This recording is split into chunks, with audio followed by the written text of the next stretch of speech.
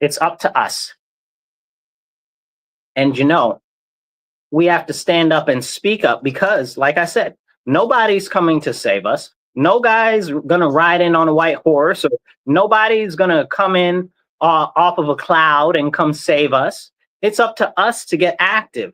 When we see something going wrong, we have to get active ourselves to start to push, to get active to change it, and then pray to God for the increase. And the more active we are, the more we push forward for it, the more we encourage others to address the issue, the more the needle gets moved.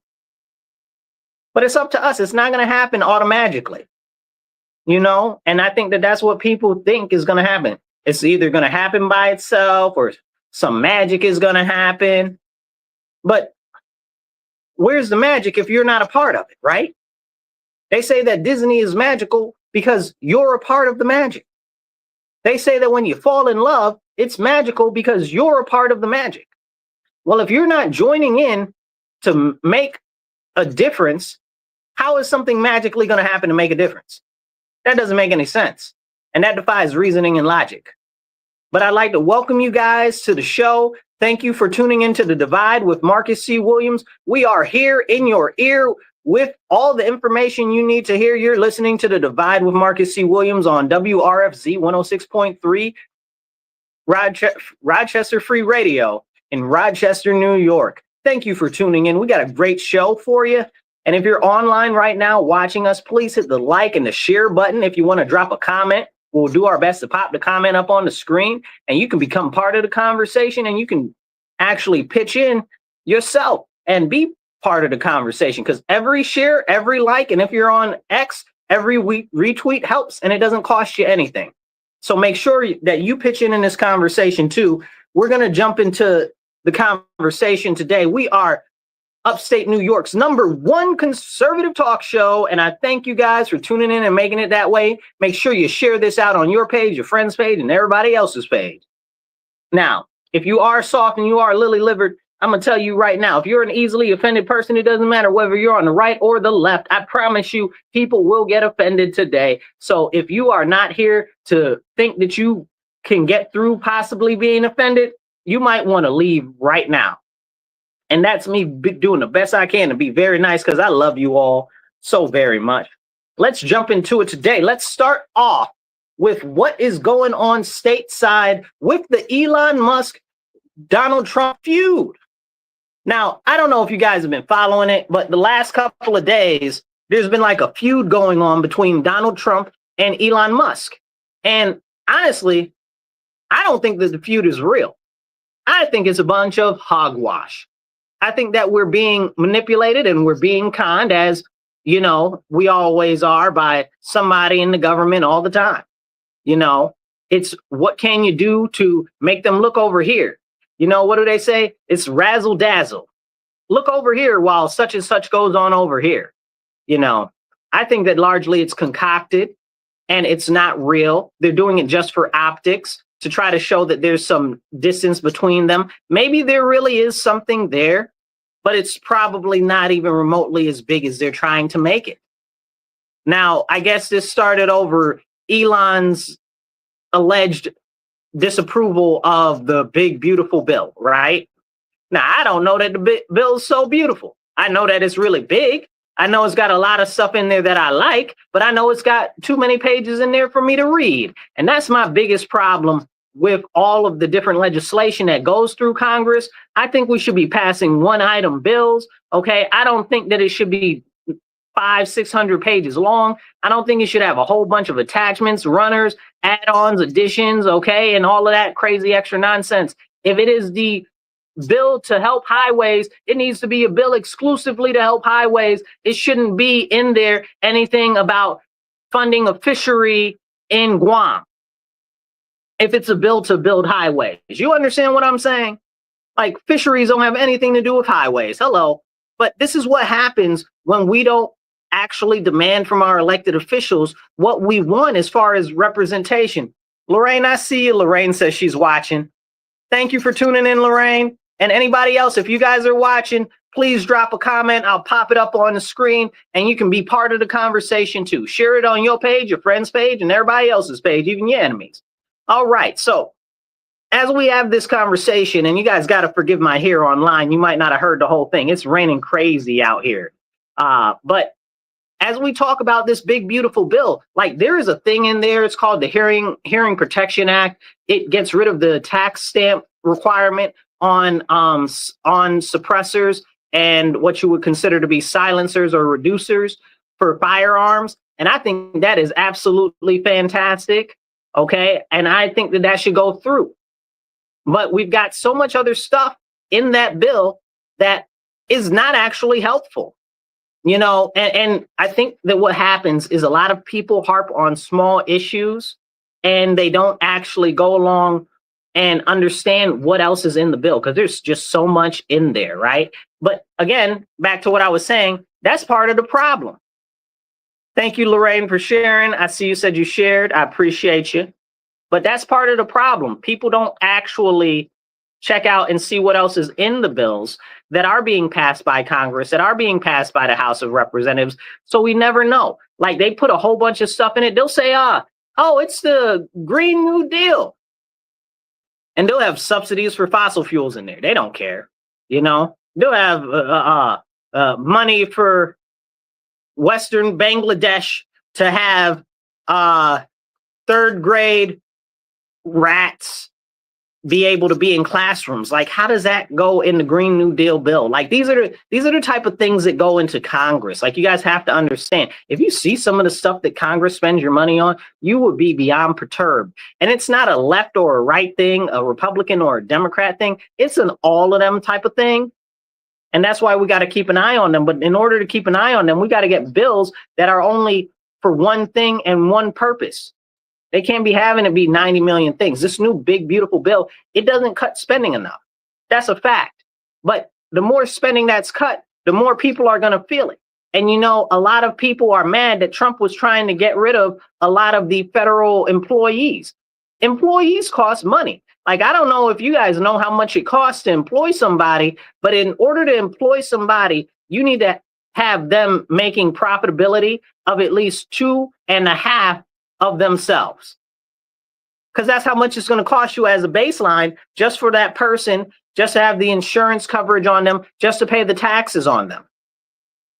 So that's a conversation that we really need to have. But people are like, oh, we don't want them to close down the different offices in the government. You tripping. I want them to close down every office in the government if it doesn't have anything to do with international trade. Not that I really think that they should have a lot to do with that, or it has anything to do with the military. It shouldn't be part of the government, of the federal government. The federal government, too big, too bloated, does too much, takes too long to do everything, and doesn't know where none of the money is. You know, because they got 19 million departments and 52 million of them are all redundant agencies. Yes, I said they got 19 million departments and they got 52 million that are all redundant. That's how bad it is. I know what I said, you know. So join in the conversation, drop a comment. But you know, I look at this bill as a possible opportunity to get more stuff going that we can while we've got the House, while we've got the Senate, and to get it going. But where is the good stuff in there? Where's the concealed carry reciprocity? Why is that not in this bill? Why has that not even been passed already? We got the House, we got the Senate. We can't agree that that's a good thing. Come on now, stop playing in my face. Do we not love the Constitution? Do we not like the Second Amendment? Do we not agree with that or something? Somebody tell me, stop me when I'm telling a story, y'all. Hit the like and hit the share button, okay? Because it's not about the party, it's about the policy. If the policy is bad, it doesn't matter what party is putting it out. You know, and that's a good policy. They got that in there. They got a bill out there right now that's to stop usury. What's usury? That's unnecessary interest charged on bills. That's high interest. Okay, because if you're a Christian and this is a Christian nation, I don't care what you say. Oh, well, separation of church and state. The country was founded on Christian values and virtues. And if you want to negate that, you're negating the whole history of our nation. You're negating all of the laws and things that the Congress has passed since our foundation. You're negating everything about our country. But that's what a lot of people want to do, and that's problematic. And that takes me right into these people. And if we have time, we'll come back to this big, beautiful bill. And that takes me right into these people out there in the middle of LA, right? In LA, they're out here tearing stuff up, setting stuff on fire, throwing rocks over bridges, throwing rocks over bridges? What are you throwing rocks over bridges for? Talking about, oh, well, we're protesting them deporting illegal aliens. Are you dumb? You throwing rocks off of bridges to hit cars on the expressway? Somebody need to hit you with a billy club, right? Come on now, it's so disgusting it makes me want to spit.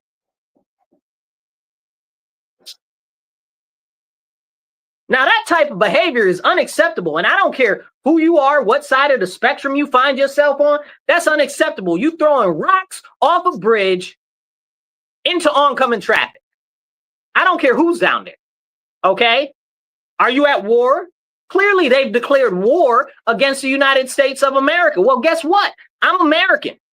This is my country. My family has been in this country since before this country was a country, okay? I'm a true American, through and through. But here's the deal. When it comes to people talking about death to America, because this is what these people are saying, and we need to overthrow America, that's what they're saying. Okay, these people are saying this out of their mouths. Watch the videos. I've seen them say it here in my city, and I've warned about this for ages. So if you guys have followed me for some time, you probably have heard this before. But they're out there doing it now. And they're like, we need to overthrow the government. We need to burn everything down, and we need to get rid of everything. Excuse me? While you're out here flying foreign flags. You're not flying American flags. They're out there actively burning and spitting on and stomping on the American flag. But you mean to tell me that you're protesting for illegal aliens because you want to keep them in America, which is the country that you're spitting on the flag and setting it on fire? Can somebody please make that make sense to me? Explain it to me like I'm 5. Please do. The comments are open. If anybody can explain that to me, explain it to me like I'm 5, why that makes sense for a form of, I'm using air quotes if you're listening on the radio, protest, to be setting the American flag on fire and spitting on it if your whole concept is that you want to keep these people inside the United States. Who's dumb? Not me. I'm not dumb enough to believe that. And I don't think none of you listeners are either. Okay? Like, if you want them to be in this country, why aren't you waving the American flag saying, yay, I want to be part of this country. I want these people to be part of this country. But that's not what's going on. That's not what's going on. They're fermenting dissent. They're fermenting anarchy. They're fermenting havoc. They're fermenting destruction. They're fermenting a complete rebellion against our country right now, inside our borders. Okay? They are seeking to overthrow our government in favor of foreign entities and foreign groups, nationals, countries, all of it. They're out there waving the Mexican flag. Are you serious? Are you serious? Like you're conquesting something? Like you about to run some stuff here? You want to run some stuff with your Mexican flag, take your Mexican loving self back to Mexico. Since you love Mexico and Mexico's so hot, go back there. You understand what I'm saying? Like, if you really think that Mexico's so hot, why are you fighting so hard for these people not to get deported back to Mexico? Not that most of these people are getting deported to Mexico, because most of these people ain't from Mexico. But that's a whole nother conversation that they don't want you to have. That's a whole conversation they don't want you to have. But we need to have it. And that's why we're having it here on this show. Because these are the type of important conversations we need to have. That's why I encourage you to hit the share button real quick. Take 2 seconds, hit the retweet. It doesn't cost you nothing to hit share. It doesn't cost you nothing to hit retweet. Okay? Because these are the conversations we need to have. Why are these people, if they say they want these people, other people, these illegal aliens to stay in our country, why are they burning our flag? Make it make sense. Why are they setting stuff on fire? Make it make sense. You want to be in this country so much. Do you not love this country that you want to be in so much? But you want to fly foreign flags? So go to whatever country you're flying a foreign flag for. I'm not mad. You love them. Go there. You don't see me out here waving a French flag. I'm not about to go to France. I don't like France. And if y'all follow me, you know exactly why. And we'll talk about it another time, I'm sure, because they always trying to get us into something. As far as France go, can't stand them, okay? since the inception of our nation, even right before our nation was a country, they always been giving us a pain in the neck and causing some issue where we get into a conflict or a war. Every single war, and you can go back and look this up, and I challenge you to start doing some research. Every single war or armed conflict in the history of our nation goes right back to something to do with France. Either France needed us to try to get them out of the situation they're in, but they started a whole issue, or it's us at war with France because France don't know how to act and they always bothering us. We be bothering France too when they was in America and Canada and stuff like that, because, you know, this land is our land. It's not their land. But you know what I'm saying? Like, but anyway, but if you're flying a foreign flag, maybe you should go to that country. Like, that's not anything that's like an inflammatory statement. That's not anything that's like off the wall. That's just like, if you love that country so much, why don't you want people to go back there? But you're in our country waving a foreign flag. That doesn't make any sense to me. Not even at all. Somebody made a comment. Let's see who made a comment. Michelle says, hi. Hey, Michelle, I see you there. Thank you. Thank you for commenting. I see you. But yeah, as we have this conversation, they're doing a massive amount of destruction in LA right now. A massive amount of destruction. I told you they shut down the highway. They're out there protesting on the highway. They're throwing bricks over the guardrails and everything, dropping them on cars and stuff like that, fighting the police, setting police cars on fire, destroying federal buildings and stuff like that, damaging ICE detention facilities and stuff like that, destroying the police precinct. Now, apparently the police haven't been doing too much of nothing in relation to anything. So why are they at the police, right? The police don't have anything to do with the immigration stuff that's going on there. So if the police don't have anything to do with immigration stuff that's going on there, why are they going out and attacking the police? These are the things that need to make you think and need to make you go, right? You've got Gavin Newsom, the governor of California, who's a useless piece of, oh my goodness. You understand what I'm saying? And then you've got, what's her name? Karen somebody. Can't stand her either. She's trash. Bass? Karen Bass. I feel like it's Karen Bass. Yeah, I feel like her last name is Bass. But anyway, she's the mayor of LA. Yeah, it's Karen Bass. She's the mayor of LA, and she's trash too. Like, they don't care about law and order. They don't care about public safety. They don't care about businesses. You know, they just let people run amok, and we know how that gets. It's like if you guys have ever seen the movie Double Dragon, it's like that's what LA is like right now, like it was in Double Dragon. If you haven't watched Double Dragon, go check it out. I think it was the late 80s, early 90s. It's a great movie, even better video game, you know. But anyway, that's what it is. It's like the criminals run the city and nobody's trying to stop them. So because of that, and because of what's going on, and because there is no order, and they're just out there throwing bricks, they're throwing bricks and fireworks and bottles. And then somebody's dropped off pallets of concrete, cinder blocks and bricks.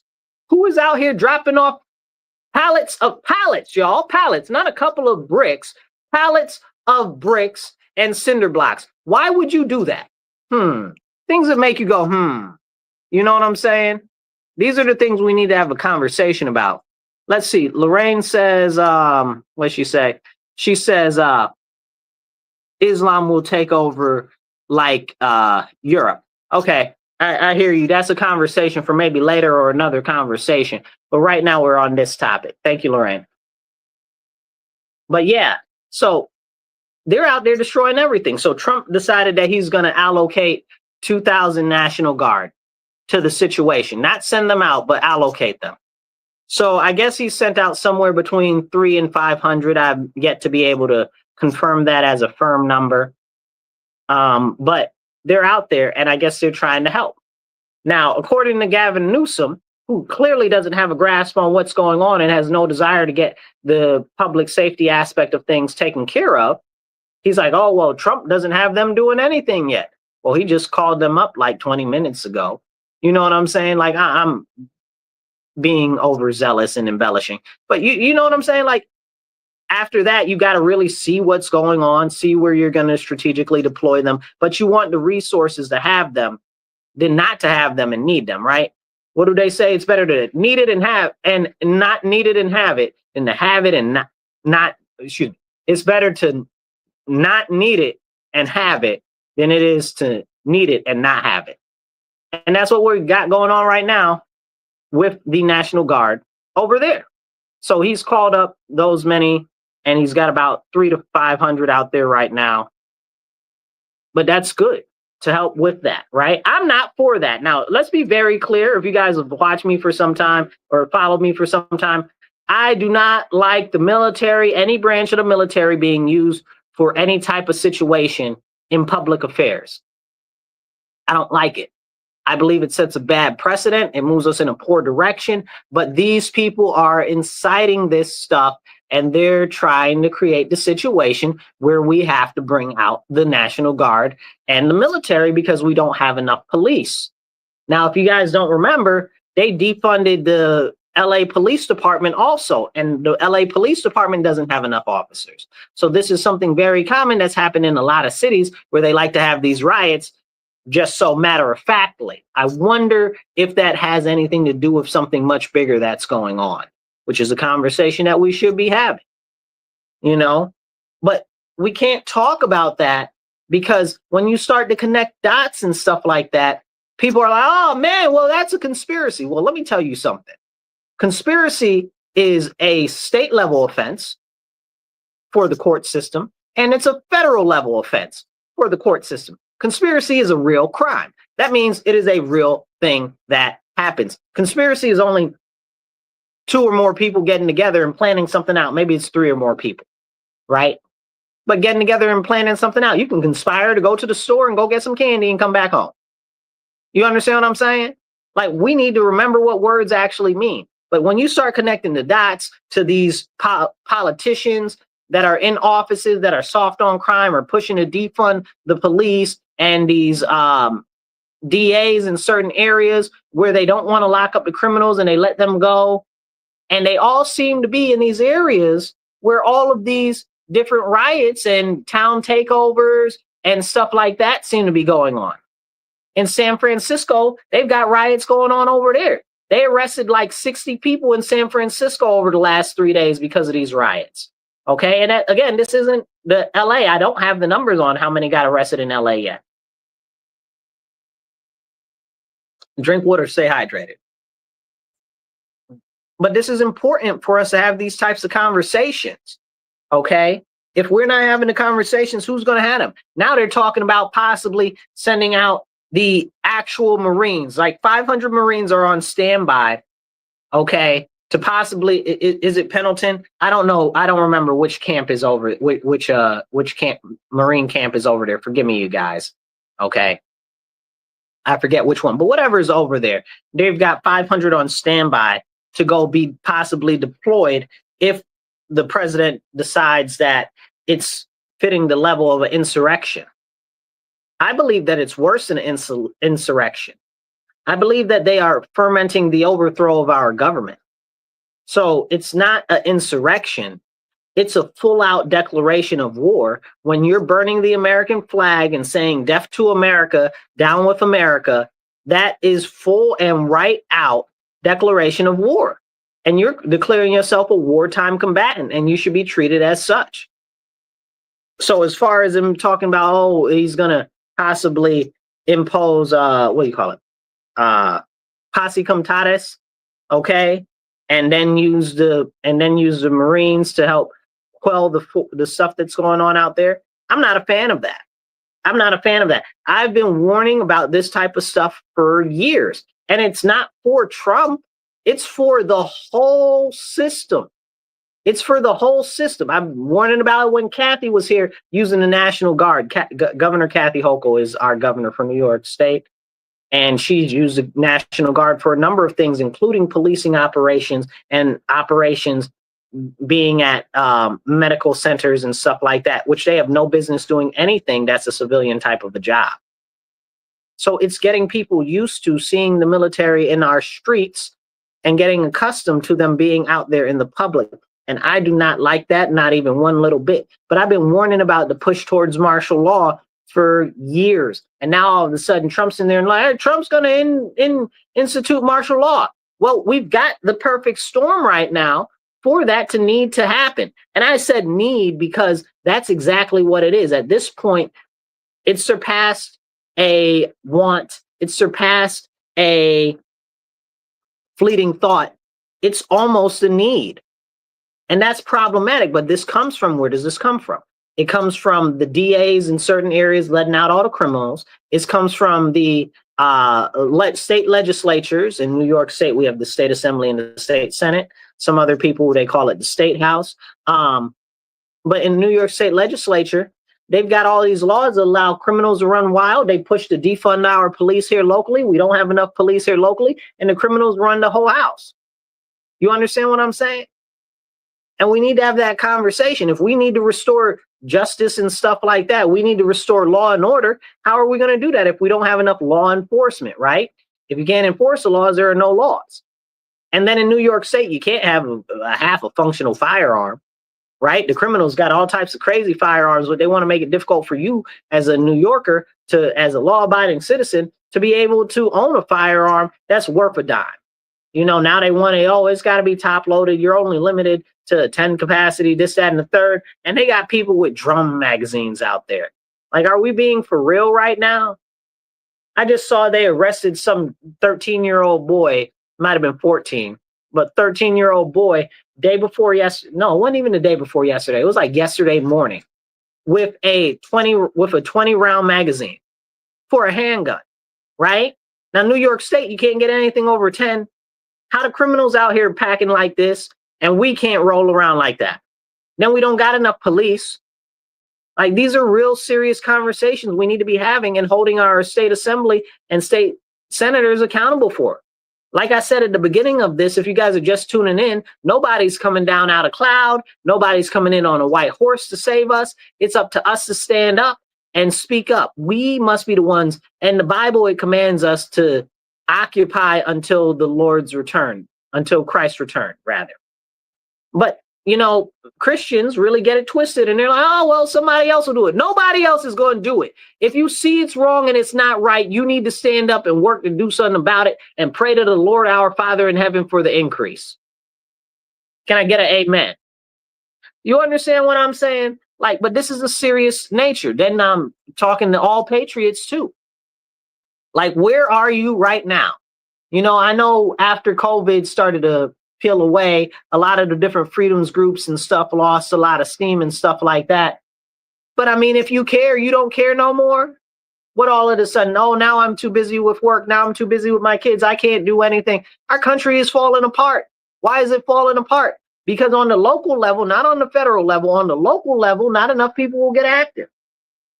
You understand what I'm saying? We got open people in my city endorsed by the Democratic Socialists. Are you serious? The Democratic Socialists do not want us to have a country. They want to overthrow our government and recreate it in their own image. Are you absolutely serious? But where are the people that are willing to get active in opposition for that? If you guys are here in Rochester, reach out to me, shoot me a message, shoot me a comment. I read all of those. Okay. And let's get to work. We got stuff to do. Okay. And I appreciate you guys all that are listening to the show right now. Make sure you hit like, share, subscribe, hit the little retweet button. It don't cost you nothing. Drop a thumbs up or wave in the comments. All of the comments help, even if it's a little bit. Okay. Because it helps kick the algorithm and get it out to more people. You're listening to The Divide on WRFZ 106.3. We're here every Monday from 2:30 to 4 p.m. Talking in your ear with the conversations that we need to hear. So as we go on with so much other stuff that's happening, we also have to talk about the fact that look at what's going on right now. There's all of these far leftist people are uniting in hate against Trump, right? And you've got the anarchists among them, which are trying to use that movement to spur those people towards hyper-aggressive action and violence. This is, if you read some of the posts online, you can easily and clearly see that. It's not like something that's hidden. When they go out and they're chanting "Death to America," it's not like it's hidden. You understand what I'm saying? So these are the conversations we really, really, really need to have. So as we have these conversations, we have to ask ourselves, is a group of people uniting in hate going to end in a positive way? And the answer is absolutely not. It couldn't very well possibly. Because they want to hate anybody that doesn't agree with them, okay? And they want to unite the left on every single cause that has no overlapping cause. Like they want to unite the gay people with the Ukraine people when Ukraine beats gays to death. Okay, that's a thing. Go look it up. Ukraine just, and I'm using quotes, air quotes, okay? They just decriminalized homosexuality. They didn't, not really. Okay, they don't play that stuff over there. Okay, if y'all didn't know, Ukraine used to be Nazis. Okay, and many will tell you that they still are, but that's a whole separate, bigger conversation that don't nobody want to have. You know, but that's the conversations that we need to be having. A lot of those people over there are Nazis, and that's a serious thing. And you know, they honored somebody in the Canadian House of Lords. Was it last year? Maybe it was a year before. And because he was a Ukrainian soldier that served in World War II. You know what side the Ukrainians were in World War II? The Nazis. He's got a Nazi honoring a Nazi on the Canadian House of Lords floor. Craziness. Crazy. This is a warped world that we live in because everything is cultivated by the media, by social media, to make you think in a certain way that they want you to think and not think freely. And the second that you bring up a topic or talk about something that they don't want you to talk about, they'll try to say, oh, well, that's not true, or oh, well, what's your proof, or oh, well, what's this, what's that? Well, just go look it up. It'll take you like 5-10 minutes. Maybe go to a library. Forget Paris's thought of going to a library if Google was too much for you. You know, but these are the conversations that we need to have. But they're trying to unite everybody together in hatred of Trump. But it's not in hatred of Trump. It's in hatred of America. And I've mentioned this before, okay, because I know everybody's not the biggest fan of Trump. But why is Trump better than alternatives? Shoot, I don't know. You can guess that yourself. But I'll tell you this much that I do know. I know that Trump believes that he is America, that America is him. You know, that's his brand. You know, that's America is part of Trump's brand. Even before he was running for politics, America, America, America, like he's a New Yorker. New Yorkers are proud Americans. At least we used to be, you know, the Empire State, Lady Liberty, all of that, you know. But that's always been his brand. And because his interest is America, a lot of that reflects back on the American people in his policies and his priorities. But because there's so many people out there that dislike him so much and so thoroughly, a lot of people are missing the advantages in this administration that they could possibly benefit from. And I'm going to tell you who's not missing anything. The ultra wealthy ain't missing a beat. They're in there. They got their feet and their hands and their toes in there. Okay, whether they consider themselves leftist or not, they're all working together at the top of the pyramid for their own benefit. They all go to the same schools. They all married into each other's family, whether they're Democrat or Republican at the top. It's all together. But we got to understand that. They're not losing any sleep over no nonsense, bickering back and forth.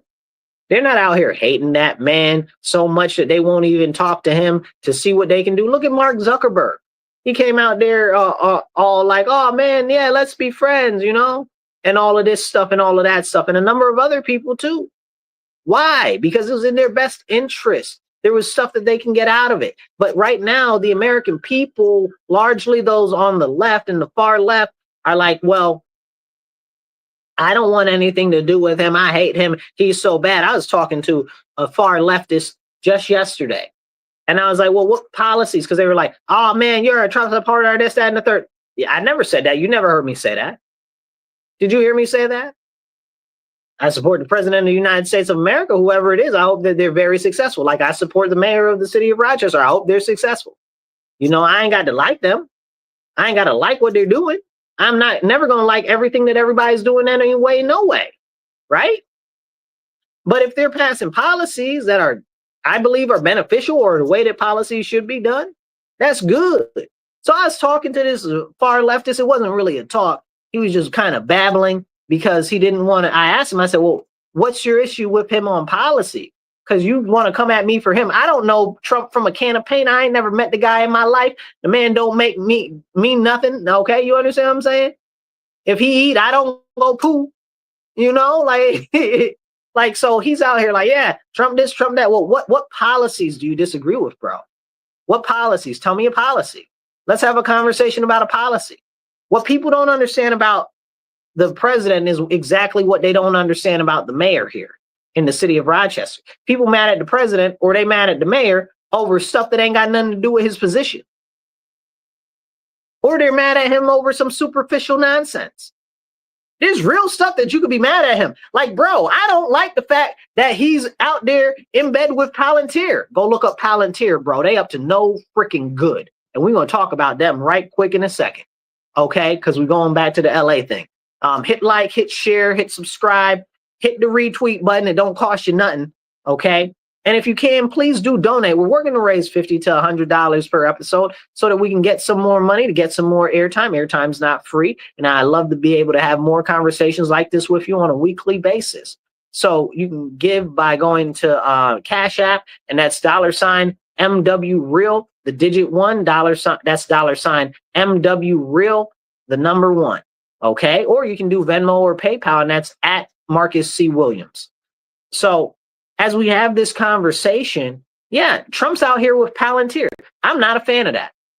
I'm not a fan of him being in bed with a guy in a company that's out here like, yeah, the whole country should basically be a surveillance state. I'm not about that.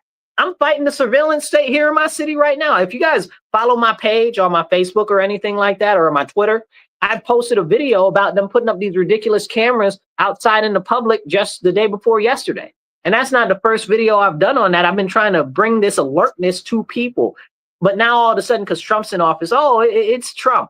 It's not Trump. It's part of a much larger plan and much larger scale plan to push more power into the hands of the authoritarian individuals that are self-serving in the political arena. It's not about Trump. It's not about Biden. You can love or hate them both. You can hate or love them both. It don't matter. Behind the scenes, the unseen hand is still at work. The shadow hand is still at work. Nothing's changed just because the administration changed. Nothing's changed just because Jeffrey Epstein changed. They just got somebody else extorting people now. Okay, like nothing's changed. Like the CIA still doing what the CIA do. Mossad's still doing what Mossad doing. Big multinational corporations are still doing what they do with their own private armies, and the people that they're hiring as mercenaries that do what they want to do. You understand what I'm saying? Lobbying is still legal, and they're still doing what they want to do. Okay, so we really need to have that conversation. Drop a like, drop a heart, drop a thumbs up, and in the comments, you can be part of the conversation. Say something in the comments, and I'll do my best to pop it up on screen, and we'll have a conversation about it. Now, talking about Palantir and stuff like that, that brings us back to the first point we were talking about with Elon Musk. Now, a lot of these people are South African that are all from the PayPal mafia. Him, David Sachs, what's the other guy's name? Larry Ellison, can't stand Larry Ellison. Ugh. And a couple of other people too. All of these people are really, really, really about themselves. And I don't care what anybody says, and I've said this before, okay? They're all white supremacists, not Trump, but all of these South Africans, okay? Because that's how they've been raised. Like you guys, that anybody that would say different doesn't know anything about the history of South Africa. You don't. So please don't come here with some noise when you don't know what you're talking about.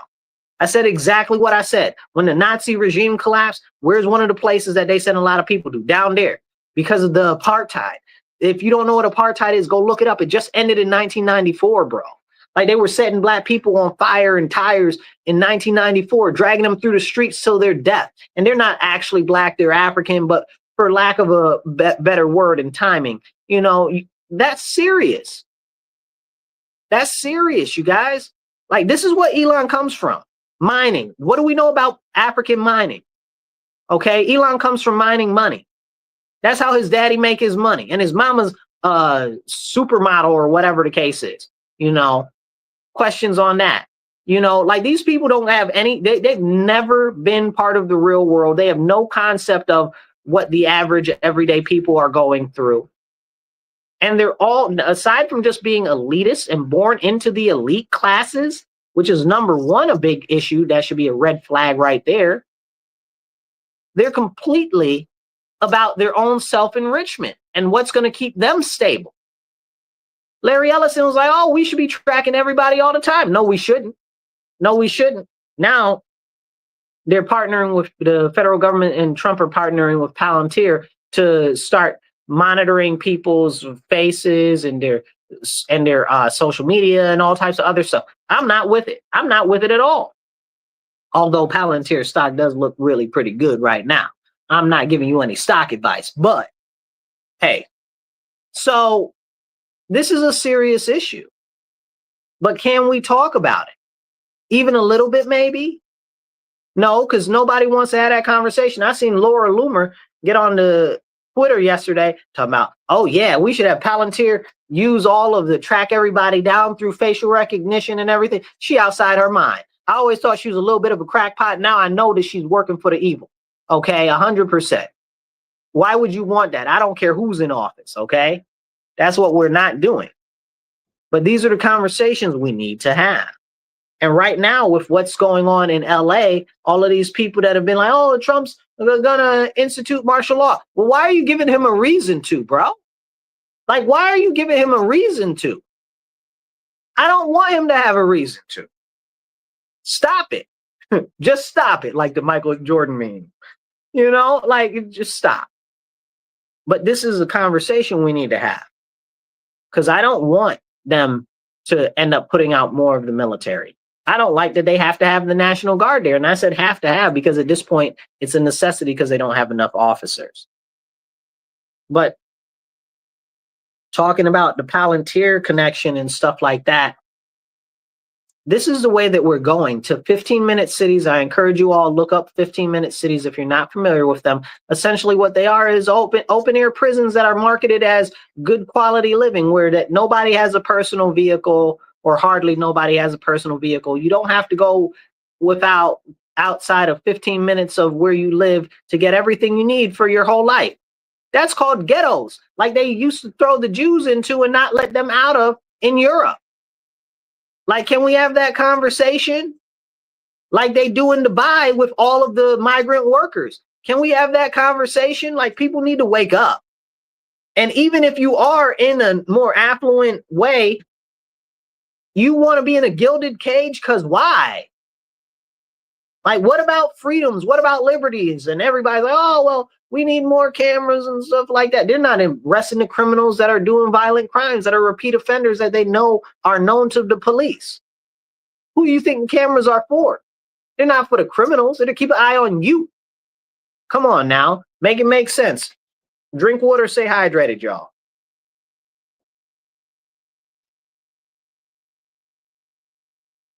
But this is the important part of the conversation that we really, really need to dig down into. If we're not talking about the overarching surveillance state that's creeping in because of 15-minute cities and the push for that, right here in my city, we've got these ridiculous medians that they've been putting up, taking 4-lane, basically expressways, and trying to put them down to 2 lanes in a main thoroughway. You know what I'm saying? Up and down the street. Now it's hard for the police to get down because it was 2 lanes. Now it's 1 lane. The police can't get down there. The ambulance can't get down there. We had a bus crash into one of these, not even a median, right? But they got the medians right there. We had a bus crash into these stupid barriers that they got talking about an enclosed bike lane. Didn't nobody ask you for that? And it looks hideous, bro. It looks the worst. Like, it's terrible. It's terrible. It's nothing but a huge concrete barrier. It's so super trash. Not only is it unsafe, it's untenable because they're all filled with garbage. You can't ride a bike in there. And most of the people don't like it because they say that they don't feel safe there, so they ride on the sidewalk anyway. So what have we really done? All you've done is make it more difficult to cross the street now, because now you got to wait like 15 minutes to cross the street, because now the traffic takes more of a long time and ain't nobody trying to stop to possibly be nice to let you go because they done been waiting so long. But is that a conversation that we can have? Like, certain things have other repercussions behind them. But that's all intentional. These companies and these nonprofits that are pushing these things, like they call them traffic calming and stuff like that, that they're pushing, really, they don't want you to own a private vehicle. And that's what they're starting to push. In Hawaii right now, I believe I might have talked about it very briefly, they put a carbon tax on anybody that comes into the state. So if you're coming from outside of the state into the state, you got to pay the state to be there, because now you got to pay for your carbon tax because you're adding carbon to the environment. Bogus nonsense. We need more carbon, not less carbon. Carbon is what feeds the trees and feeds the plants. Come on now. Somebody tell the truth, shame the devil. Okay, if you got a greenhouse, a lot of greenhouses pump in carbon dioxide. Why? Because that helps the plant grow, because that's what plants breathe. And you talk about you want to get rid of it. We used to have bigger trees and we used to have a lot bigger plants. Okay, why? Because we have more carbon in the air. Like, y'all tripping. Like, y'all are tripping. Talking about, oh, well, there's a carbon and there's a global warming. No, it's not. No, it's not. And if you even want to make an argument for global warming, it definitely ain't the carbon dioxide in the air causing global warming. That ain't how it works at all. We don't have enough carbon dioxide in the atmosphere for any case study to prove that it's carbon dioxide. Like, are you dumb? Like, and I hate to say it like that, but you must think that we're dumb. Like, we're not being serious. But again, this is all about power and control. That's why they've got that new carbon tax over there in Hawaii, but they're trying to also do it in Washington. In California, they're trying to charge you for how many miles you drive, bro. You guys got to wake up. There's a lot more at stake here. There's a lot more going on than what people are seeing. They're trying to charge you per mile that you drive in California because they don't want you to drive. They don't want you to have private transportation. And this is what they're doing right here in my city. That's why I'm reeling against it, no matter how much. People are like, oh, well, it's good because it's safe. And if it saves one life, well, if it saves one life, how come you're out here encouraging abortion? Hello. If it saves one life, right? If it saves one life, I guess maybe we should block out the sun because people die of skin cancer. Sounds crazy. That reasoning and logic sounds crazy. People choke on Oreos. Should we ban Oreos? Because one person choked. If it saves one life, like, that is the most nonsensical BS that has ever been sold. But that's what they want to get you on. They want to get you on emotionality. They want to get you in your feelings. And once they got you in your feelings, it got you by the short and curlies. Okay. That's how they know that they can manipulate you. Okay. Because when you're more emotional, you don't think clearly. And when you don't think clearly, you're more easily to be deceived and led astray. If you're watching right now, hit the like, hit the share button, share this out with many more people. We got to get these important conversations out there, and drop a comment, even if it's just a heart in the comments or a thumbs up or a, hey, I see you there, Marcus, or hey, I shared, or whatever. Drop a comment, and every comment helps the algorithm to kick it out, to get it out to more people. And if you're listening on the radio, make sure you tell your friends, your family, and your enemies every Monday, 2:30 to 4 p.m., tune into The Divide on WRFZ 106.3 Rochester Free Radio and listen to The Divide with Marcus C. Williams. Now, as we get back into these important conversations, you guys, they're pushing for 15-minute cities. I need you to go look that up and go look up Cities for Action. Okay? I've talked about both of these things at length before. Go look them up, please. It's very important. And you got to look up these carbon credits and carbon taxes, because it's right now, those carbon credits and carbon taxes are crushing our neighbor to the north, Canada. They're doing that up there, and it's costing people filthy amounts of money. Really, really, really bad money. And it's making the people destitute, and soon they'll be charging you on your clothes, the type of clothes that you wear, and how much carbon went into making your clothes. You guys, you got to wake up, because the average person can barely afford what they got right now, more or less an extra tax on how their clothes were made. It's crazy. It's crazy. And we have to be on the lookout for that. Over there in LA right now, They're setting cars on fire. They're destroying property and all types of crazy nonsense. And all it is a distraction to stimulate civil unrest so that they can usher in more authoritarianism. And again, like I said, it's not about Trump. It's about a much larger plan. And I'm glad that some liberals and leftists are starting to wake up and say, oh, well, this is an issue. But you're saying it's an issue because of Trump. It's not an issue because of Trump. It's an issue because the shadow hand is really behind the scenes moving everything. And that's something that we need to talk about. Now, I don't know if you guys know, last year, they busted a Chinese biological weapons factory in LA. That happened. Can we talk about that? I think that's an important thing to have a conversation about. The Chinese had a bio lab. Let me rephrase that. The Chinese had a military grade bio lab that was enhancing pathogens that could be easily given out into the public.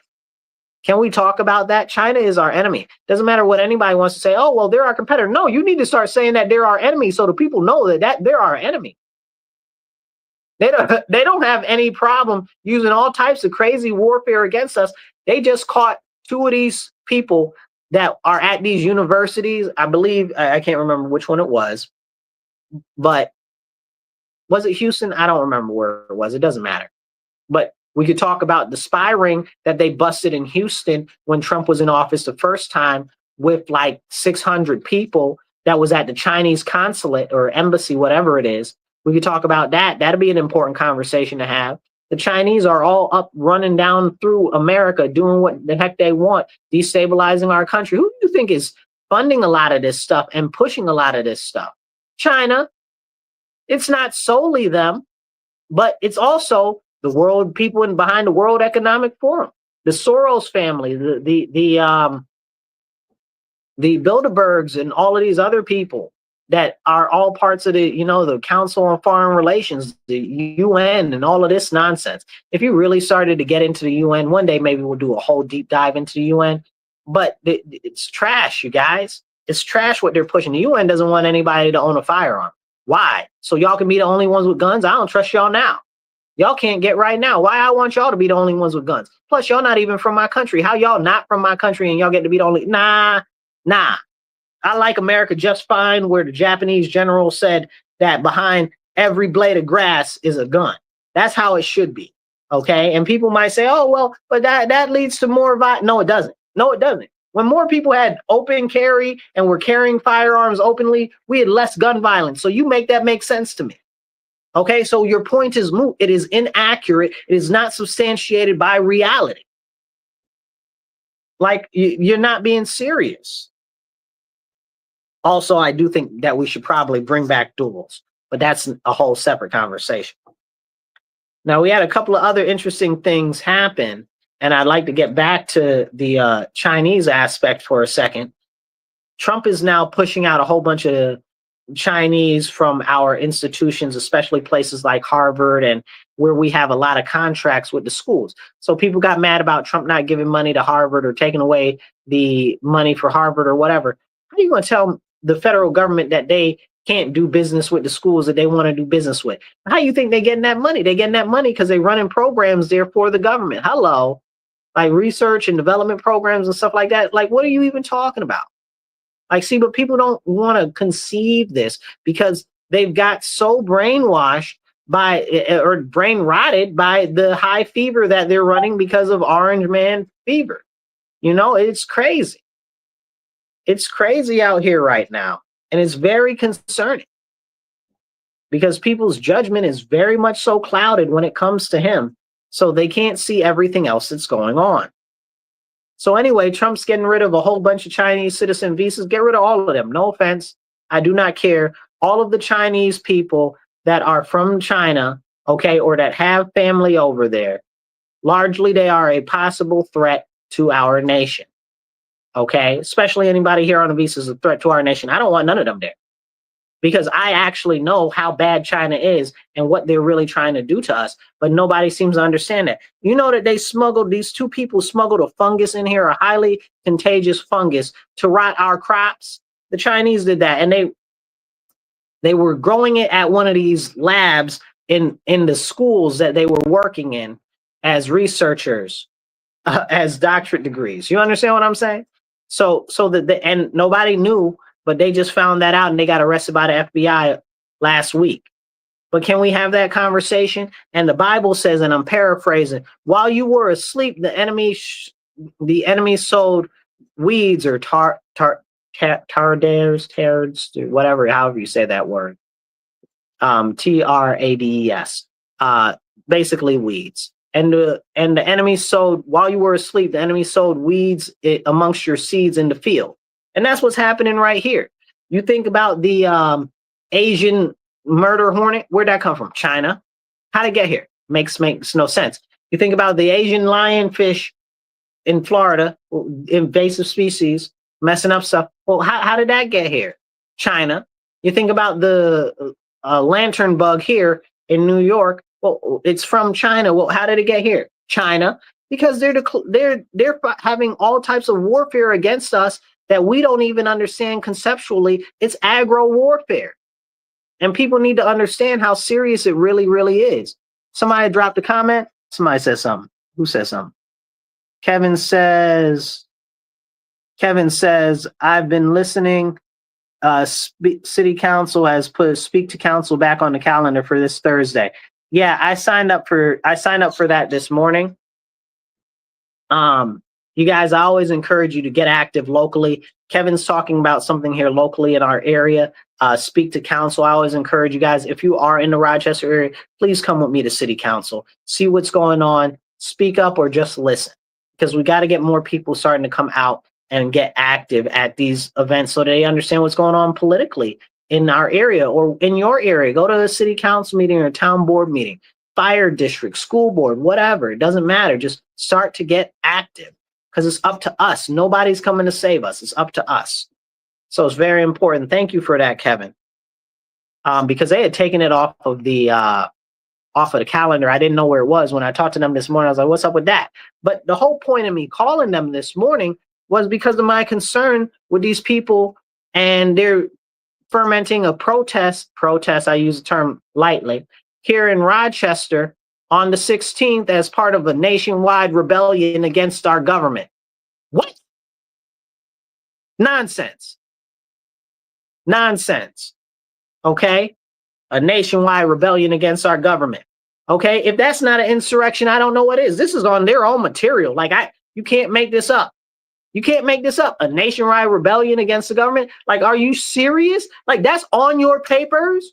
Like, they're not even trying to hide it, people. So when somebody says, oh, that's not what it's about, they're a bold-faced lie. I'm talking about here in Rochester, where I live. Like, are we being serious? We're not. But I called them. I said, I don't think that this is cool. Y'all need to keep an eye on these people, especially these DSA people and these FTP people. They call themselves Free the People Rock, but really it's F the Police. Okay, that's what it stands for. Okay, they ain't pulling no wool over nobody's eyes. Okay, we're not sitting here playing that game. Okay, don't even get me started. But these people want to overthrow our government and destroy our government and destabilize our government for their own personal interest. It's not for the betterment of our citizens.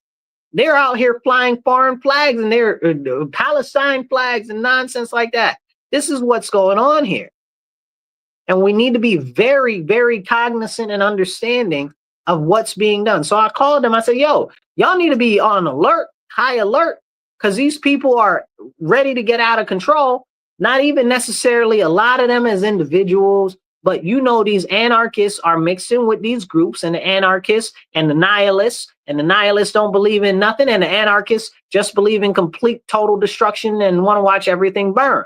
So they join up with these groups so that they can cause problems, because they see that they will not be punished and they won't go to jail and they won't get any sentences and nobody's going to get punished. So we need that this time. I said, y'all need to coordinate with the state troopers, with the what you call them people? The sheriff's department and the police. Y'all need to get ready just in case, because it's coming and there needs to be a plan and order that can be instituted. The last time they had them riots here, They tore up my whole business district. Okay. Destroyed a number of the buildings, including doing damage to my building and stuff as well. It's crazy, bro. It's crazy. And you know what the mayor did at the time? Told the police to stand down. What do you even mean? You told the police to stand down and let our neighborhood get tore up by these anarchists and destructive people, but then you wouldn't let them go into the nicer neighborhoods, though. You had the police posted up at the nicer neighborhoods. So I gave the mayor a message. I said, yo, that can't happen this time, bro. And I hope he's on his P's and Q's because he's up for re-election right now and he's going through a primary. So I really hope that he gets the message and that he actually stands on it, because if some stuff does pop off, which the election for him is, the primary is the 24th. So if something happens before then, like this protest that they're trying to do on a massive scale, that they're fielding on the 16th, or is it the 14th? I forgot. Whatever I said the first time. I think it's the 14th. I think it's the 14th. Yeah. But on the 14th, like, what's going to happen, bro? You better look out, because these people cause a commotion and act all the way up. You bound to lose your election seat. And a lot of people aren't too happy already. So they just vote out of spite in a different direction, or just won't come out and vote at all. So that's problematic. So I hope he gets on it and does something for real. I left a message for city council, same type of message. You know, I called the president of city council. I'm going to try to catch up with the with some of the other members of city council, the ones that aren't on FTP and aren't part of the DSA, because we got actual socialists on city council right now, 2.5 of them. Okay. So Mary Lupian, Stanley Martin, and Kim Smith. Okay. Kim Smith is not running for re-election, but Stanley Martin is running for re-election, and Mary Lupian's running for mayor. Like, these people hate our nation. Like, when you are a part of a socialist group that openly preaches the downfall of our nation and overthrowing our government for a foreign cause, like, you're doing too much. You understand what I'm saying? It's ridiculous. It's absolutely ridiculous and unacceptable.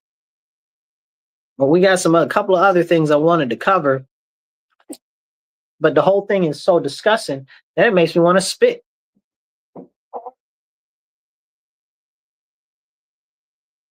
But this is a serious bit.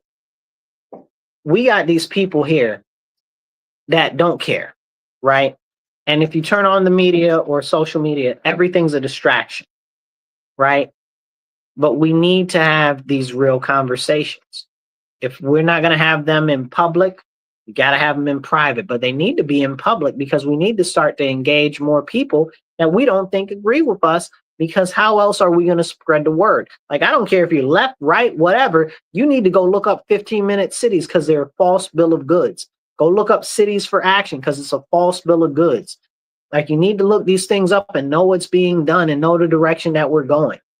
Okay? You need to look up the Chinese social credit score. Okay? We've got they're pushing these digital IDs in New York State now.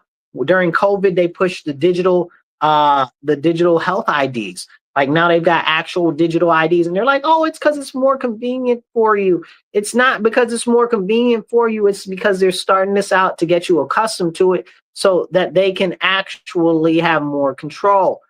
Do not fall for the flim flam. Like, I see a lot of people getting mad now about the real ID. This is something that I've been warning about for years. This has been in the works for years. It's been in the works since 9/11 and the Patriot Act, which we need to overturn, which we got the House and the Senate. So can't nobody explain to me why the Republicans aren't overturning the Patriot Act. You know, we already know why the Democrats don't want to overturn the Patriot Act, because they want to spy on everybody anyway, and they'll debank you if you disagree with them, and they'll shut off all your stuff if you disagree with them. But well, what reason does the Republicans have to do it? Make it make sense, because they're all in it together. So policy matters, but we need to have these conversations, you know, and I'm here, and I believe very firmly that we are the leaders that are needed for this time, and we must stand up. and we must do it now. Trump has a new travel ban that just went into effect with like 19 different countries. So people that are here on visas right now are okay for that. And people that have visas upcoming can still use their visas. But they're putting more scrutiny on a lot of these countries. And some of them they're just straight not letting in right now. And I'm not mad at that. That's good because they have no way of verifying who people are or anything like that. And that's important. But we can't talk about that because people will tell you, oh, well, it's because Orange Man bad and everybody should be a human and all of this nonsense. I'm not trying to hear none of that. No American can go to another country and just go in there illegally and expect to be safe and not thrown in jail. We're not being realistic. If it's good for the goose, it's good for the gander. You understand what I'm saying? But this isn't happening anywhere else. We can't go anywhere like that and not be kicked out. But a good thing about Americans is only about 10% of them feel the need to even ever leave the country. That's why only about 10% have a passport. So that's a good thing, but it's also not so much. But it's a good thing because it shows that people don't feel the need to leave the country. They don't. So they're better off staying here. And that's good, you know? And that's a blessing. Plus, we're bigger than all of Europe and some change anyway, you know? But that's a whole separate conversation that people don't want to have. You know, you drive 30 minutes in Europe, you're in a whole nother country. And that's from almost anywhere. You get on a train, you're definitely in another country in 30 minutes. Like, we're not being serious right now. So we've got a whole bunch of other stuff going on as well. I don't know if you guys heard that the current administration turned about 270 miles of the border into a situation where essentially they're extending to military bases. So because they did that, they can basically use the military to hold anybody that comes through that area. And hardly nobody has done that. Not hardly nobody. I think they said they just got the first 3 that have tried to do that since that started, which is a godsend because I think we're down something like 99.9, like that's not even a joke, 99.9% of all illegal immigration is down. All border crossings are down, excuse me. That's something that we should all be cheering. But there are people that say, no, let them all in. Well, where do we go if we let everybody else in? And then they're like, oh, well, there's enough resources for everybody and everything. How many people do you know that want to have all the exact things as somebody else? How many people do you know that actually want to share all their own stuff until you have all the same stuff that they have? It doesn't make no sense. That's not how humans work. Humans want their own stuff. We want the same thing as our neighbor. We want better than our neighbor. That's how America works. Like, we're not being serious. People don't want to have a serious conversation. And I know these conversations are really hard, but we have to get to the bottom of them. And we have to have these real conversations.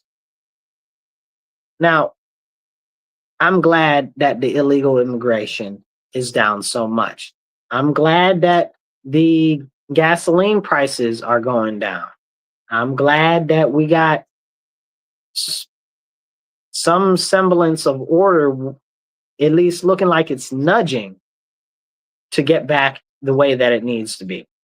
But here's the deal. The president can only do so much. And this is what I was talking about earlier. When I say, oh, these people are uniting in hate for Trump. You mad at Trump for what, bro? He barely controls anything. Him, like the mayor, they only control the departments. Now, with the control of the departments, Trump does have a lot more control than the mayor does, because at least the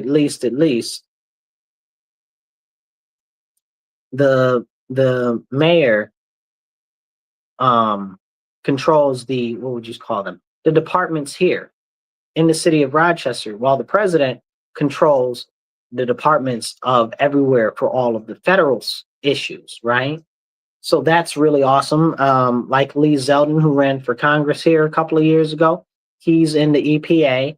I mean, Lee Zeldin, where are the reforms and the deregulations from the CAFE standards? Okay. I want to know, somebody let me know. The CAFE standards are these standards for air pollution, which are basically the reason why we don't have station wagons or those old longer cars. I guess you call those sedans. I don't even know anymore. But yeah, those are important. Those are very, very, very important. But can we have those serious conversations? I don't know. I'm just bringing these things to your attention, you know. And as you're watching and you're tuned in, please hit the thumbs up, hit the heart, share this to your page, share it to some other people's page, and make sure you comment, because if you comment, I can do my best to pop it up on the screen and share it, and we can talk about it as a whole. But we're in serious situation right now in our country. We really, really, really are. We got a whole bunch of people inside our country that hate our country. Between the education system and you figure EPA, education system, HUD, Department of Urban Housing and Urban Development. You got DHS. You've got all types of other numbers of different departments that the president is in charge of. So that's a good thing, but only if he's using that power in charge of them for something that's going to benefit the people as a whole, you know. But we need to have that serious conversation, but that requires having the old conversation. I was watching a video of Bernie Sanders from like 20 years ago, and now I was watching a video of, believe it or not, you guys, Hillary Clinton, and she's like, yeah, if you're here illegally, you need to go. I was like, oh yeah, I agree with that, Hillary. She's like, if you're here illegally and you're working and stuff like that, we might consider keeping you if you pay a huge fine and you get to the back of the line. I said, I agree with that, you know. Bernie Sanders has said stuff over and over again that I agree with. Okay, I don't like his stance on socialism or whatever, but it doesn't mean that I can't agree with them on certain things. But the fact of the matter is unless we have real serious and hard conversations, it's never going to happen. It's never going to happen. But I'll tell you this, talking about those two, we got people in the Senate right now and in the House of Representatives that should all be out of there. Gonzo. We got people like Mitch McConnell. I don't care if he's not running next year or the year after or whatever the case is. He shouldn't be in there now. Okay, that's number one and foremost. I do not know what's going to happen if we as the people don't start taking an active role in our government. It's honestly and truthfully up to us. We can make a real difference. But first, like Michael Jackson says, if you want to make the world a better place, you got to look in the mirror and make a change, right? Like that's an important, very, very serious, important thing. It goes to the story of the adulterous woman in the Bible, you know. The whole concept there is that with the Bible and the adulterous woman, Jesus says, he without sin can cast the first stone, and people try to say, oh, well, that means that Christians shouldn't judge. Absolutely not. The lessons there is that Christians should judge, but if you're going to hold somebody to a standard that you're not holding yourself to, that you are not right. And that's a serious, serious message that not enough people actually get and take away from that, because they try to soften Christianity and nonsense like that. And I'm not with none of it. I'm not with none of it. If anything, I think, I'll tell you this, I was at a, and I should have took a picture of it, but I was so busy yesterday. I was at a gazebo thing, hut, what do you call it? Pavilion? I feel like pavilion is the right word for this. I was at an outdoor pavilion yesterday, and I seen scrawled on the brick wall, it said, armed trans women. First of all, that's not a thing. You're either a man or a woman, or you're some sort of an animal, okay, that you were born that way. Okay, not that you identify as a dog all of a sudden now. But anyway, I saw this thing that said armed trans women. I'm like, absolutely not. But also, I don't think they shouldn't be armed. I think everybody should be armed. I'm half of thinking that it should be obligatory, you know? But I'm saying that in jest. I'm not serious. I'm only 50% serious about that. I think everybody should be armed pretty much all of the time. And these no gun zones are really, really hurting. I think it's something like 98% of firearms related deaths happened in a gun-free zone since the early 1990s. That's crazy. That's a crazy, crazy statistic to me. But these are the type of important conversations that we need to have. And I brought that up because when it comes to Christians, if the trans people, trans identifying people, or whatever the case is, are talking about they need to arm up, we need to arm up. As Christians, we need to arm up and we need to stand up. And we need to stop letting people mock our religion. We need to stop letting people mock Jesus and mock God, our Father.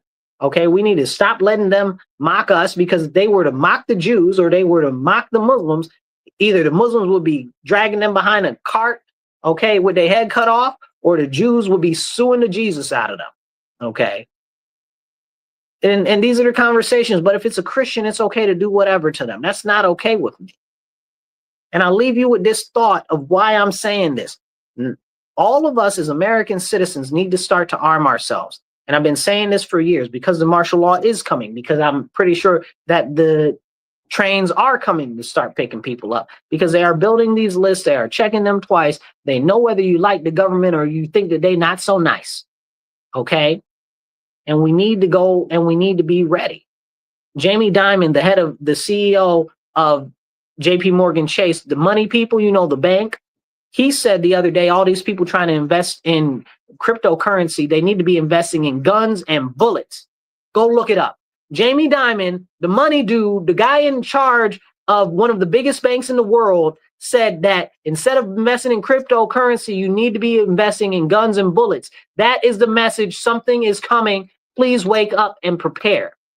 All right, you guys, I love you. I'm going to get out of here. Thank you for tuning in. Please make sure you like, share, and subscribe. If you're listening on the radio, make sure you tell your friends, your family, your enemies. Mondays, 2:30 to 4 p.m. Tune into The Divide with Marcus C. Williams on 106.3 WRFZ. Thank you for tuning in today. And remember, stand up, speak up, and don't shut up. Take action.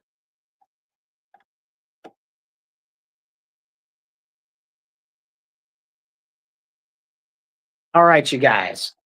So that what I said was a real thing. Jamie Dimon really did get on the TV, and he said that we need to invest in firearms and bullets. That's what we really need to be doing right now. And I believe that when the guy with all the money is saying stuff like that, maybe, just maybe, we should listen to him. Just a little bit. Just a little bit. We need to start arming ourselves, because like I said, the government is encroaching on us. And everybody's like, oh, it's Trump. I'm not concerned about Trump. I'm concerned about the unseen hand that's been maneuvering all of the presidents since a long, long time. Okay. That's been maneuvering all of Congress a long, long time. Okay. You could say it's the Illuminati. You can say it's the Masons. You can say it's whoever you want to say. Okay, the fact is that there are people that are working behind the scenes, no matter who they actually really are, that are all in it together against us as the citizens, and they only want to shore up their own quality of life and their own way of life. As this wealth gap intensifies, things are going to get more and more unstable. People that have never been homeless are going to be homeless. People that have never not had a job are not going to have a job. So you're going to have the real hardcore criminals out there, and you're going to have the grandma who can't afford canned bread, right? Like, what's canned bread, Mark? Is that, you know, basically something really, really cheap. You know what I'm saying? Like, so that can't afford nothing out there trying to rob, steal, and do stuff, because that's the point that we're coming to. We got about 5 years before AI really starts to crack everything open and takes a lot of the jobs. And that's put out there by the CBO and OMB, which are the Office of Budget and Management for the federal government and the what is it? The Center for Budget, the Central Budget Office. And these are the conversations that we need to have. That's up and coming. But I mentioned earlier about 15-minute cities, which I encourage you, go look that up and look up China's social credit score. That is the direction that we are going. We have to stop it and avert it. We might not be able to stop it completely, but we could daggone sure slow it down. But that involves us to get active on the local level and challenge a lot of the stuff that's going on the local level, the construction, the different prioritizations of the funding, the different things that are happening with the monies that are coming in, the different policies and the different rezoning that's going on. It's going on here, and I'm sure even if you don't live here, it's probably going on in a lot of your cities out there. So you guys, we got to be ready. We got to be on our toes. I'm letting you know right now. People are like, oh, well, it's Trump, it's the Republicans. Other people are like, oh, it's the left, it's the Democrats. It ain't none of them. It is all of the whole apparatus behind there that's being manipulated and puppeted with strings. These anarchists out here, these socialists out here, they're all being maneuvered by any number of 3 different prioritizations. China's doing it, okay?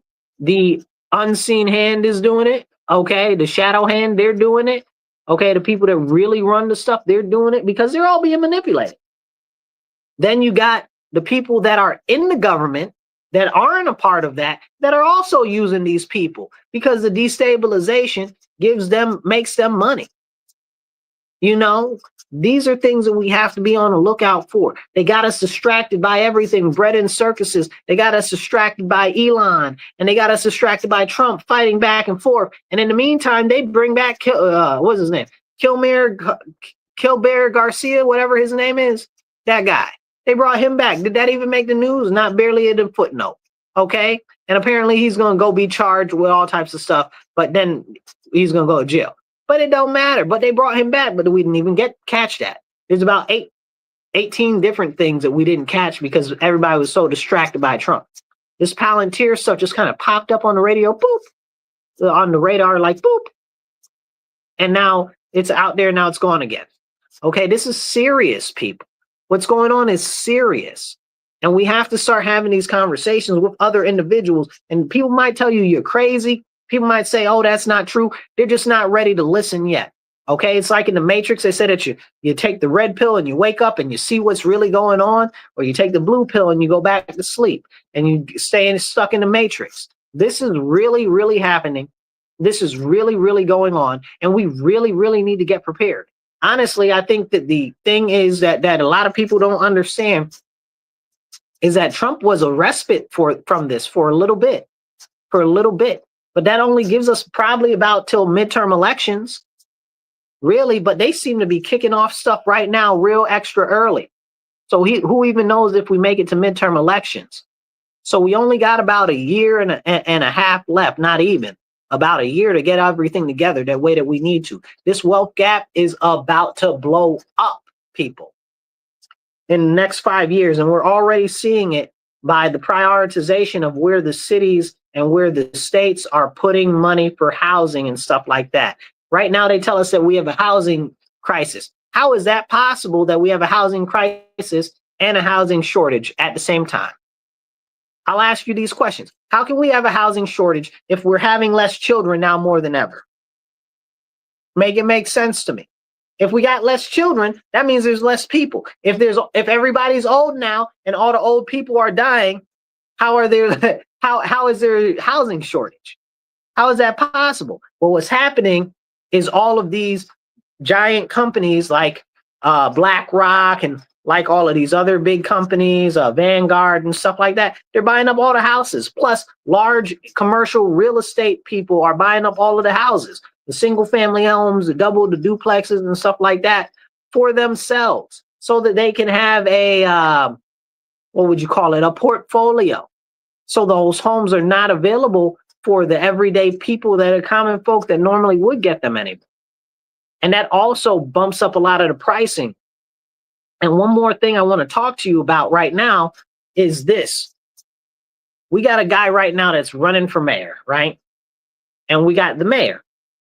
And for years, people here, including myself, have been trying to get them to in the city to what would you call it? Deregulate the code enforcement, right? So we want them to make it so that it's easier to build tiny homes and modular homes and stuff like that, and prefab homes and stuff like that in the city. But this has been for years. We've been at that, and now all of a sudden, okay, the new guy that is running, some Indian guy that's not even an American, that's not even American. He's not even first generation. Okay, I mean, I guess technically, I think he's a citizen. I'm not 100% sure on that, but I think he's a citizen. Doesn't matter. You really got to be some sort of special for me to vote for you if you're a foreigner. But it doesn't matter. Okay, maybe he's good as an individual. I don't know, but it looks like a lot of his policies are very far left. But he said, I want to build 4,000 houses. You can't build 4,000 houses in 4 years. That's what he's promising. It's physically not possible. To get the permitting and to get the workforce, we don't have the workforce. You'd have to build a workforce to do that. You physically can't do that. Then you're like, oh, well, we'll buy prefab houses. What, all the prefab houses in the country? 4,000 units? How you gonna get that? Who's ramping up production on prefab houses like that right now? You know, and I got an investment in a prefab housing company. So, but I do think that a lot of that's going to be a big thing for a lot of the stuff in the future, but also so is 3D printed houses. So, and automated construction houses through machines. So that's a whole nother separate conversation. But we need to have these conversations because it's important. But he's like, we're going to build 4,000 houses. And now he's like, oh, well, they're going to be modular houses. First of all, he ain't never said that before. Now that's his new idea. That's okay. They're going to be modular houses. I pointed out to him, I said, listen, again, like I said, I got an investment in a modular housing company. I think it's a good idea, right? I see that it's going to come out. It's going to be a good thing. Full disclosure. But here's the deal. If you get a unit that is 400 square feet and it's going to sell for $80,000. He said, well, it's not going to cost that much. Do you know how much things cost, dude? You don't know how much things cost, not in the real world. And you definitely don't know how much things cost when it comes to the government funding it. And that's a whole separate conversation for another episode. I think we talked about it a few episodes ago because the government has to spend more money than normal people would for different things. There's a name for it. I forget what it's called off the tip of my tongue right now. But that's important. Make sure you hit like, share, and subscribe. Hit the retweet button. It don't cost you nothing. But he's like, well, we're going to do the modular homes. I'm like, but a modular home is going to cost you at least $80,000 to sell, right? And he's like, no, it's not. Okay, fair. Let go look up one of those almost built houses that comes out of the catalog from Home Depot. You're talking $20,000, $25,000, $30,000 easy. And that's with no insulation, nothing on the inside, nothing. And you still got to put it together and you still got to have a base and all of that, right? Okay. So how much is that going to cost you?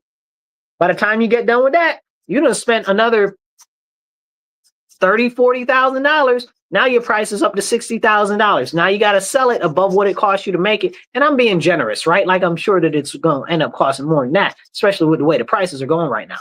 But anyway, you be generous with that. Now you're up to, let's say 20 and 40. Now you're at 60, right? Then you got to sell it for some sort of a profit. So some sort of a profit looks like $80,000. Like the one company I said that I'm looking at right now, they say that they can build these things for $50,000. Okay. All basically completely done. Okay. Slab ready, slab grade ready. But if it's all completely done, $50,000, that's cool. But the slab itself and getting the permitting and then getting the electrical together and everything like that, you're talking about at least another $20,000. At least, at smallest, another $20,000. So now you're easy up into the 70s already. Okay? And don't talk about you need a parking lot or anything like that. Not a parking lot, but you know what I'm talking about. Driveway or anything like that. We're not being serious or real here. We're not. And that's very, very serious and concerning. So I told him, I said, bro, I said, essentially any modular house, and then go look up how much an RV costs, bro. Go look up how much an RV costs. If you out here spending a Toyota Tundra right now, you can spend $150,000 on a Toyota Tundra. Go try to buy one. It's crazy.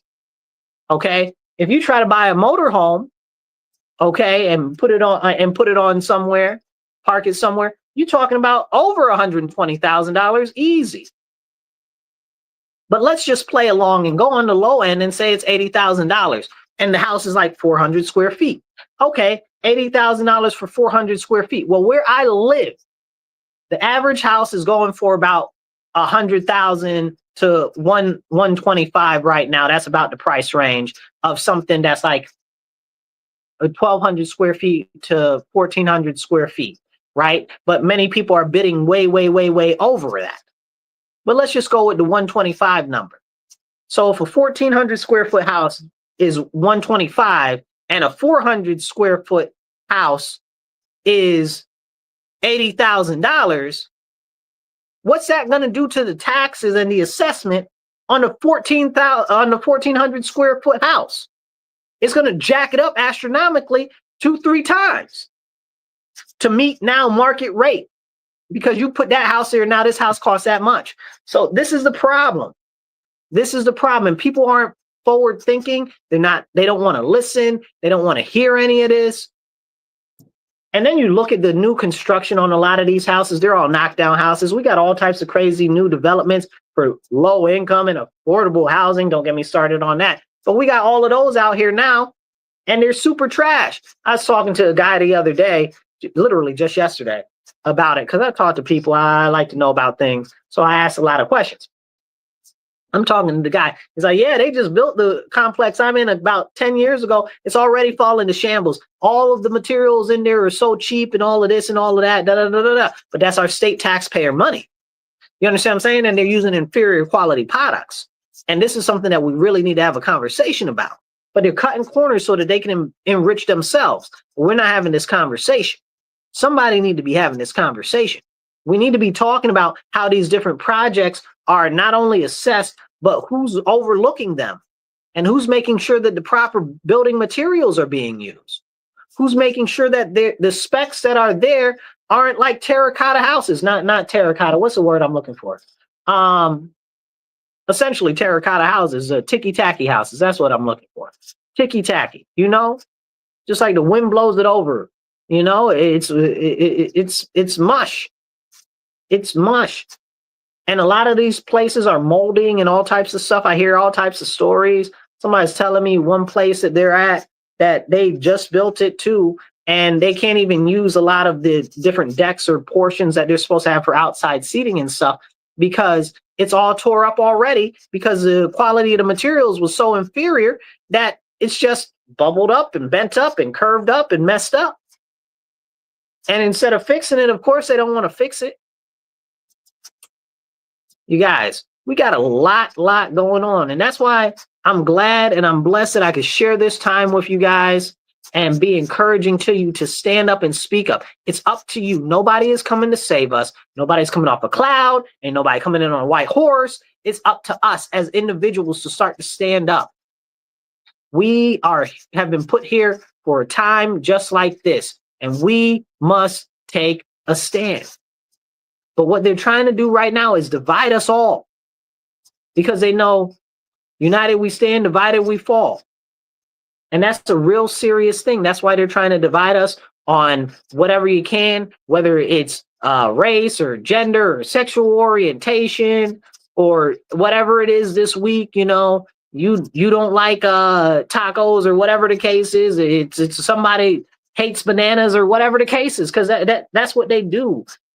At the core of it, they will find any way to divide you and keep you separate from each other because they know that if we unite, we can actually make a difference in our government and actually push for the community issues that we have to be addressed. And then they distract you with the federal level when you need to be focused on the local level, because the local level is where you can make real change and get real stuff done. So get active. Go to a city council meeting, go to a school board meeting, town council, county ledge, fire district, whatever you got in your area. Get out, get active, and start participating, because we need more people to participate so that we can move the needle forward and actually start getting community issues addressed. It's like that. That's what I got for you guys. Remember, stand up, speak up, and don't shut up. Take action. Be blessed and be well. I love you all. Catch you later.